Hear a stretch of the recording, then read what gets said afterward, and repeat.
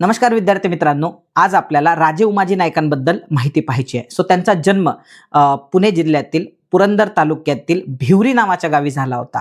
त्यांचे जे वंशज आहे ते पुरंदरच्या किल्ल्याची रखवालदारी करायचे, पण ब्रिटिशांच्या आगमनामुळे किल्ल्यांचं महत्त्व कमी झालं आणि यांचं उदरनिर्वाहाचं साधन हिरावलं गेल्यामुळे जे जुलमी सावकार असतात, जमीनदार असतात, यांच्या घरावर हे दरोडे टाकायला लागले. त्या कालखंडात संतूजी नाईक यांच्या नेतृत्वाखाली हे सगळे दरोडे टाकायचे. उमाजी नाईकांच्या जीवनातील पहिला दरोडा जो आहे तो भोर तालुक्यातील विंग नावाच्या गावी त्यांनी टाकलेला आहे.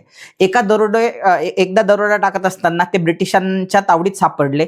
तुरुंगात असताना त्यांनी अक्षरांची ओळख पटवली, म्हणजे त्यांना लिहिता वाचता पण यायला लागलं. नंतरच्या कालखंडात संतूजी नाईकांच्या मृत्यूनंतर तो पूर्ण गट उमाजी नाईकांच्या नेतृत्वाखाली लढायला लागला. आता उमाजी नाईक हे इतरांपेक्षा कसे वेगळे होते, तर त्यांनी आपल्या या सगळ्या गटाला पॅरामिलिटरी फोर्स ज्याला म्हणतो आपण त्याचं रूप दिलेलं आहे. आता ते काय करायला लागले, स्वतःला राजे म्हणून घ्यायला लागले, स्वतःचा दरबार भरवायला लागले. मी तर असं म्हणेल की शिवाजी महाराजांच्या नंतर जर महाराष्ट्रात कोणी बाकायदा स्वतःचा राज्याभिषेक करून घेतला असेल तर ते राजे उमाजी नाईक होते. असं म्हणतात की त्यांच्याकडे जवळपास 5,000 जणांचं सैन्य, खडस सैन्य त्यांनी उभं केलं होतं. त्यामुळे ब्रिटिशांचे धाबेदन आणलेले होते. म्हणून ब्रिटिशांचा पुण्याचा जो कलेक्टर होता तेव्हाचा, रॉबर्टसन नाव होतं, त्यांनी एक जाहीरनामा काढून 5,000चं बक्षीस जाहीर केलं उमाजी नाईकांवरती. परंतु उमाजी नाईकांनी ह्याला उत्तर म्हणून, प्रत्युत्तर म्हणून 5 ब्रिटिश अधिकाऱ्यांचे मुंडके कापले आणि थेट सासवडच्या चौकीत पाठवून दिले. ब्रिटिशांच्या लक्षात आलं की हा माणूस काही सापडण्यासारखा नाही आहे, म्हणून त्यांचं कुटुंब ओलीस ठेवण्यात आलं, त्यांना किडनॅप करण्यात आलं. शेवटी मग उमाजी नाईकांनी सरेंडर केलं. पण उमाजी नाईकांसोबत एक करार म्हणता येईल आपल्याला ब्रिटिशांनी केला की मी तुम्हाला पुणे जिल्ह्याच्या बंदोबस्ताची जबाबदारी देतो, तुम्ही दरोडेखोरी करू नका.